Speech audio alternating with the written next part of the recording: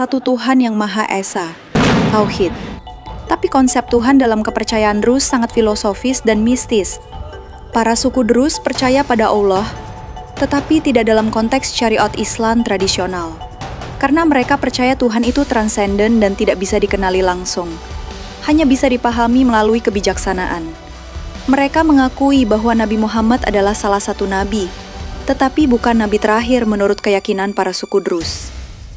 Kebanyakan suku Druze berada di Syria, tepatnya di Suweda, Sidon, dan Beirut. Mereka lebih mengagungkan tokoh yang bernama Al-Hakim bi Amrillah, Khalifah Fatimiyah, yang mereka anggap sebagai manifestasi ilahi atau pemimpin spiritual sejati. Druze tidak menganggap diri mereka Muslim, dan umat Islam mayoritas juga tidak menganggap Druze sebagai bagian dari Islam. Suku Druze dikenal loyal terhadap negara tempat mereka tinggal, tetapi tetap menjaga identitas dan jaringan internalnya. Di Israel, banyak pria Druze ikut wajib militer. Tidak seperti mayoritas Arab, Kita melihat banyak orang-orang suku Druze di bawah bintang Druze yang melambangkan persatuan dan identitas komunitas Druze. Mereka memiliki senjata dari bantuan pemerintah Suriah.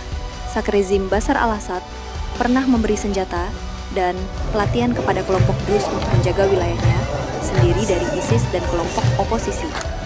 Namun, dalam beberapa tahun terakhir, sebagian Druze justru bersikap netral atau bahkan bentrok dengan militer Suriah, sehingga mereka membentuk milisi independen, tentunya juga dari pasar gelap dan harta rampasan perang. Nama bukan karena satu ras atau keturunan murni. Suku Druze sering menjadi penentu dalam politik Timur Tengah, terutama di Lebanon dan Suriah, karena kekompakan dan kemampuan militer mereka. لأنه الوضع بالسويدة كثير صعب ومثل ما شفتوا في قتل وذبح ومجازر وكل شيء، فالناس كلها توجهت لهون على الحدود وبس صار بس اجت الناس لهون يعني فتحوا البوابة وفاتوا لجوا وصارت الناس كمان اللي من سوريا تفوت لهون. Bendera Druze sangat unik dan penuh makna simbolik. Kita kasih setiap warna memiliki seperti hijau, artinya wakil Tuhan tertinggi, sumber segala kebenaran, dan rasio. Merah, artinya kemaiwa universal dan prinsip kehidupan. Kuning, sumber hukum dan hikmah. Dan biru, tentara dan sebab ilahiyah dari semesta. Putih berarti, yaitu manifestasi akhir dari urutan ilahi, sebagai menjaga keadilan. Kelima warna ini mewakili 5 aspek kebenaran dalam ajaran suku Druze, dalam komunitas Druze. Istilah ulama sedikit berbeda dari pengertian dalam Islam pada umumnya.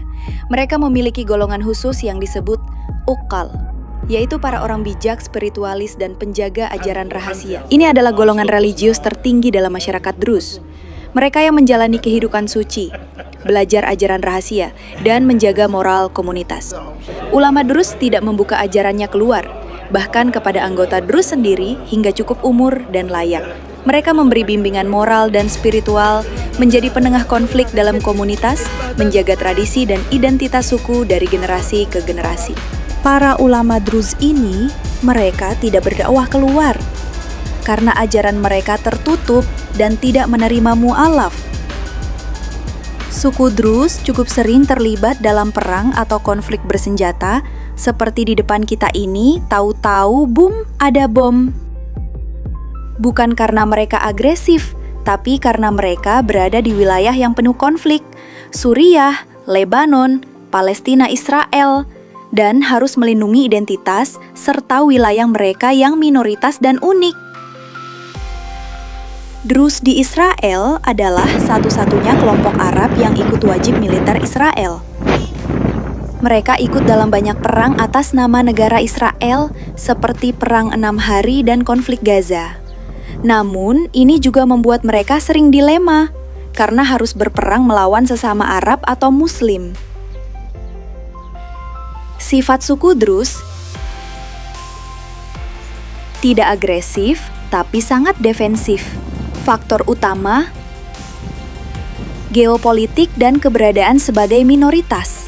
Aksi balasan perang sekarang ini oleh Druze ini menyebabkan death toll mencapai ratusan orang, seperti yang kalian lihat di depan kalian ini, termasuk eksekusi di lapangan dan pembunuhan massal di Suweda Pemerintah menyebarkan pasukan dan keamanan ke Suwaida. Pasukan suku Druze menolak kontrol pemerintah dan memicu bentrokan lebih lanjut.